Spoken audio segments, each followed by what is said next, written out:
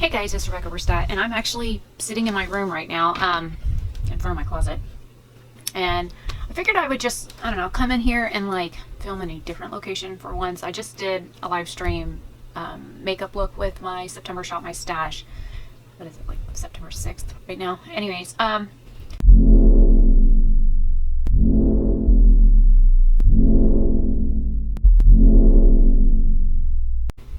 I've seen a lot of stuff going on online, and I've seen some good, some bad.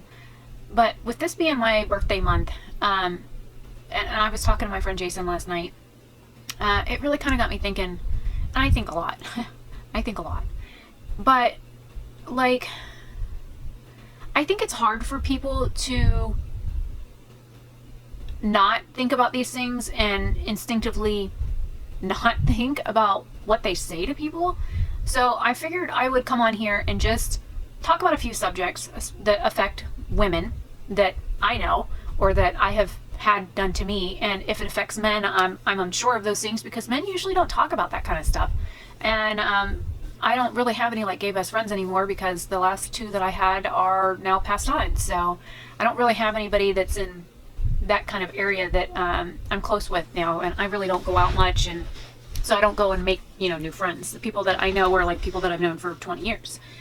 So sitting here on my bedroom floor against my closet, that's why I keep looking weird because the door just keeps moving.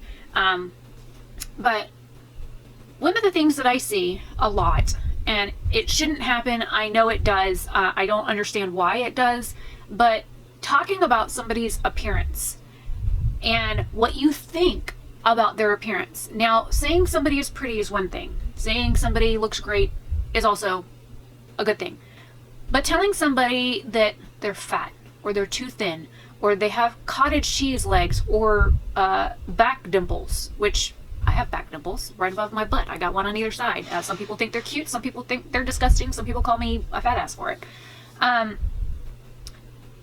Talking about somebody's makeup skills. Not everybody's been through makeup school. Not everybody's been through cosmetology school. Not everybody wanted to be a makeup artist. Some people just really love makeup.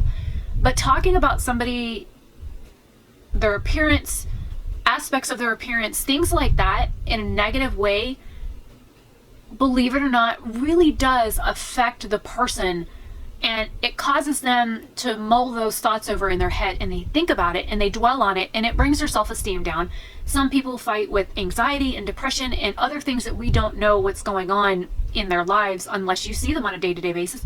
And even people that you see on a day-to-day basis, there's stuff that goes on in their life, things that they think, things that they feel that you don't know, and just one word could be that tipping point for them to just want to walk over the ledge. So in today's video, I'm just wanting to bring up the fact that I want everybody to be kinder. I want you to look at somebody, and even if there's something you don't like about them, whether it is their voice, their personality, the way they look, their makeup skills, their hair, if they're too fat or too thin or not the right body size for you, number one, that's not for you to say. Two, saying something negative like that to somebody can literally push somebody over the edge and cause them to do things that will have lasting effects. So why not, instead of saying the negative thing, the nasty thing that you were thinking, say something nice about one aspect. Your hair looks pretty today. I like your shirt. That's a good lip color on you. Something nice. Or, oh, it looks like you are having a really good day. Or something along those lines. Something that is neutral, that will not get you a comment back that's like, what do you mean by that? Because women, I understand, we're very defensive. It's like for us, it's like, literally just one thing, wording one thing, like, oh, I like your hair, like that. I like your hair, comma, like that, or more like semicolon, like that. And then we're going to snap back and be like, what do you mean? You don't like my hair any other way? So again, remember your words, people. But by making one positive statement to somebody that you see, be it in public, be it online, be it in a YouTube video, be it on Facebook, any type of social media, anywhere that you go, anybody that you interact with on a day-to-day basis, or that you have some sort of interaction with, or a picture goes by, leave a kind word. Because One kind word can literally be the tipping point from here to here. Okay? And I'm a Libra. We're the scales sign. Without going into great detail, I have had depression for a very long time, but very rarely will you ever hear me talk about it. Very rarely do you hear me discuss all of the BS that goes on in my life, the things I think, the things I feel, things like that, because you know why? Me talking about my depression, my anxiety, the things that stress me out can cause somebody else to be brought down. I talk about topics on my channel besides makeup, and sometimes even while doing makeup, that may help somebody else. Talking about my abuse history, talking about my health issues, things like that. I try and do it in an educational way. I don't want somebody to take my experiences and what I go through on a day-to-day basis and be like, oh, well, she goes through that too. Maybe it's okay that I feel this way. It's never okay to doubt the way you feel. If you are feeling a certain way, number one, I found that combating some of the depression issues that I have is really a change of mindset. And my friend Adriana posted on Twitter today about how she used to be very rude, very spiteful, very vindictive. And I used to be the same. I used to be the kind of person that you'd say something to me and I'd turn around and snap your head off. I mean, literally, I would just, you look at me funny and I'd bite your head off. Be like, what are you looking at? What do you want? What's wrong with you? What's that face? So as I've aged, as I've mellowed, as I've calmed down, I've gotten off my high horse, I've looked at things around me and I've thought about things in a different perspective. I wake up in the morning. Okay, I woke up this morning super tired. My back was on fire. I didn't want to get up. My cat was in bed, which was nice because it's the first thing I do in the morning is I reach over and I pet him.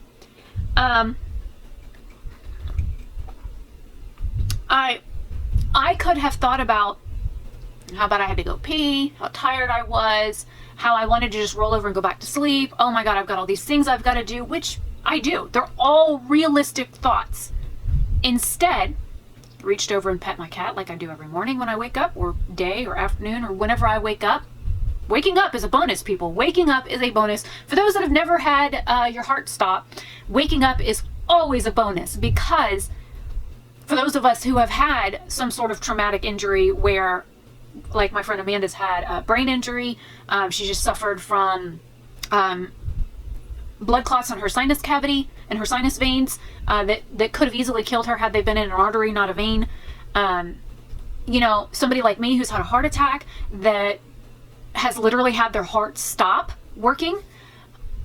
Little things that most people would take for granted, like breathing. For people that suffer from COPD, breathing is a bonus for them. It's like the benefit of their day, because if they wake up and take a breath, that means that they have life.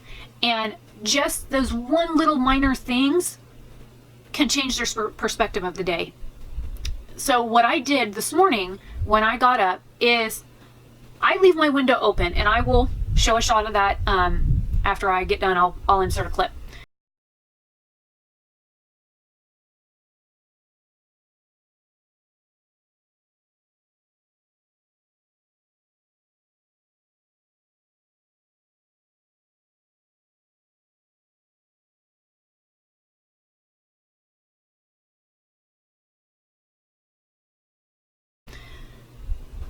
I look out my window. I leave my blinds open.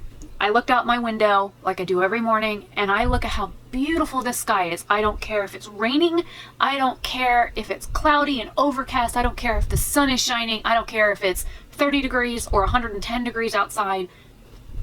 It's out there, and it's there for me to look at. And all I have to do is just turn my head and open my eyes. Just looking at the beauty of our surroundings is enough to take my mind from gotta pee, back hurts, I'm super tired, can I go back to sleep yet, grumpy, to what a beautiful day it is. Changing one aspect of your day can make a huge difference in how you feel, how you view the world. I have fibromyalgia. I also have scoliosis. I have 2.5 extra vertebrae in my back. I have primary severe restless leg syndrome. I have a mitral valve prolapse. I have a leaky heart valve. I have a heart murmur. I've had a heart attack. I've had a stroke. I suffer from blood clots. I have a number of medical issues. I also get migraines on the regular. I have a condition called pleurisy. I have lax tendons, hypermobile pelvis, you name it, the list just keeps going on. I suffer from pain every day and have for as long as I can remember. I remember when I was a child, my parents used to find me sleeping in the bathtub because of the cold, hard porcelain surface made my back feel better.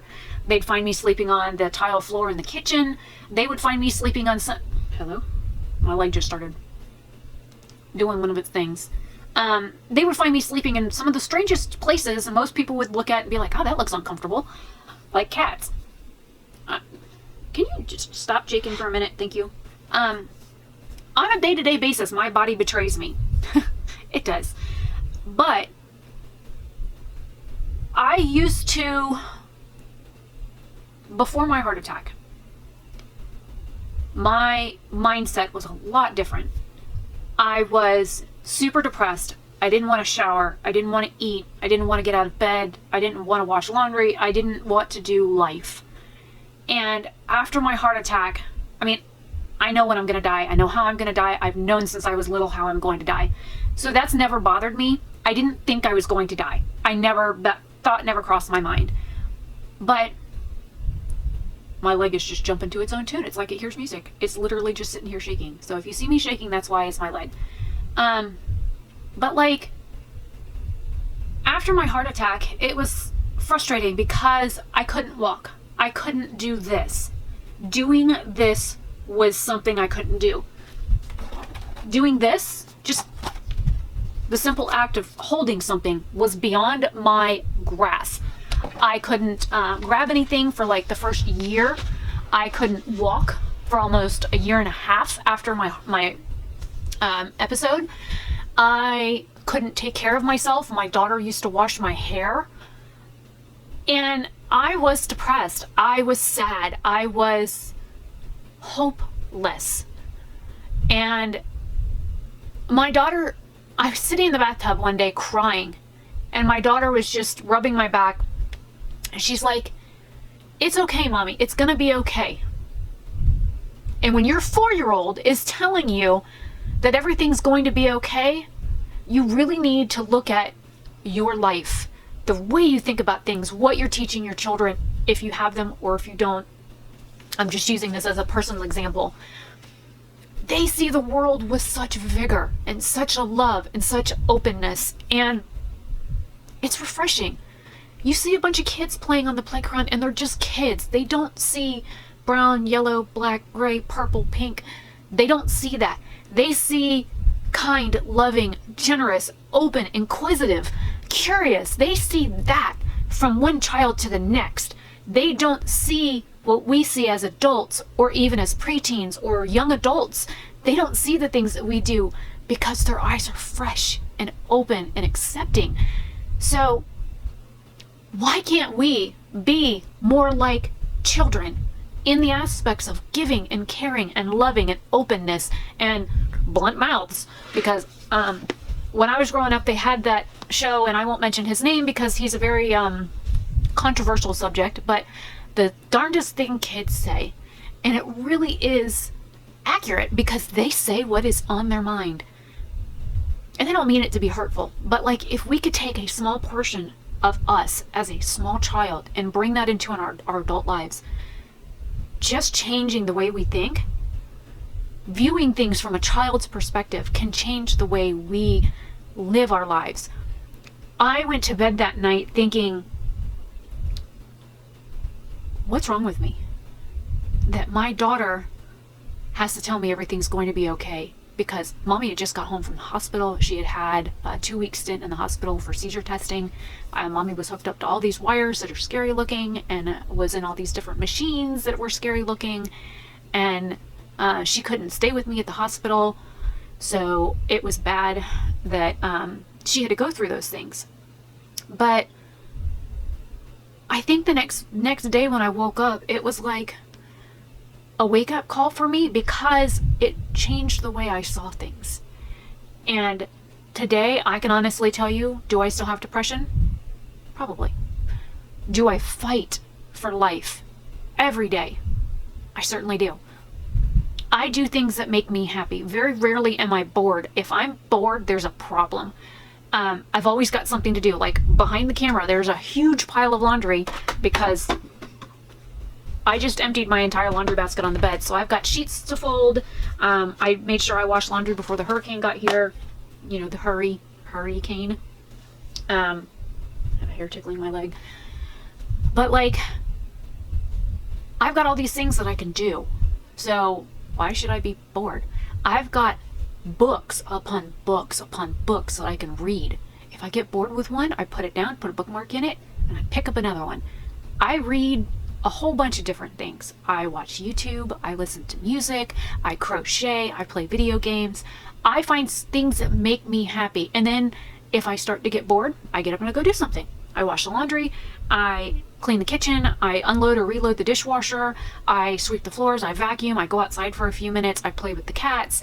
I find something that brings me joy. And by doing that, number one, I'm not thinking about how bad I hurt.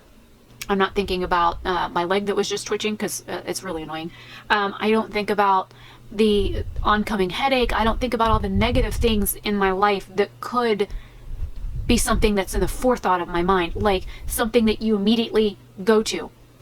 And by staying happy, doing things that make me happy and keep me content, has changed my aspect. So when I see a makeup look on a girl on Instagram or Twitter or YouTube, and I might not like it, it might not be blended well, it might not be, there's something about it I don't like.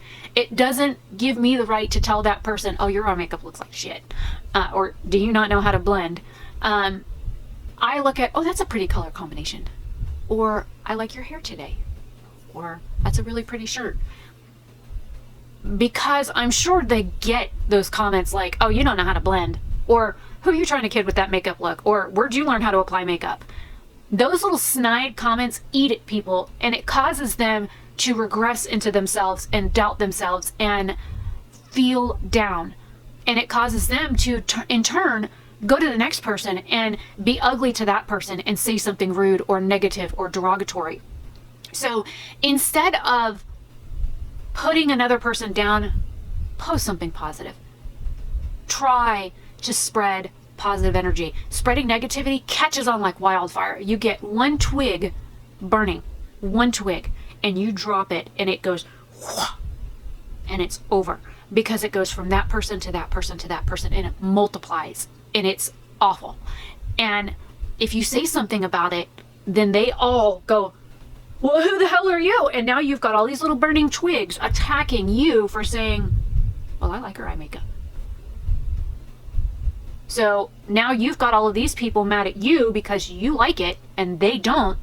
And now they're going to come attack you, which could then bring you down. So what I do in those situations is I'm like, I like it. I don't care what you think. What you think matters about you. What you feel about you matters. If you are doubting yourself and putting yourself down and talking negatively to yourself or dwelling on those negative aspects, like how bad my shoulder blades are burning right now just from sitting in this position because I need to be like this, and that's painful. But which is why I sit like this. But instead of dwelling on how bad my back literally burns right now, if I think about, the sky is so pretty outside right now. Hotter than Hades out there, but it is so pretty. That's what I think about. So try doing one thing different in your day, be it you first wake up or right before you go to bed. Change your mindset. Think about one good thing, and try and let that roll over into your next day and see how your day goes. And when that day is done, reflect on that day before bed and think about what that one change was that you made and see what the domino effect was. I smile at strangers every day. When I leave the house, if I see somebody, I don't care if I'm in Walmart or the post office or the grocery store or just in my car. I wave at truck drivers when they drive down the road. I'm the weirdo that goes, because when I was a kid, that meant pull your horn, pull your horn. So try and regress a little bit to those happy moments as a child. I had a really fucked up childhood, really bad. And I have good memories, and I have a whole lot more bad memories.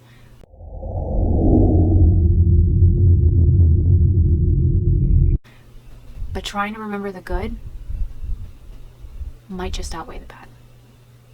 So I'm going to leave you here with that. I'm Rebecca Oberstadt. I know this video is different for me. Not usually, but anyways, I will see you in tomorrow's video. Have a great day or night wherever you are, and I will see you later.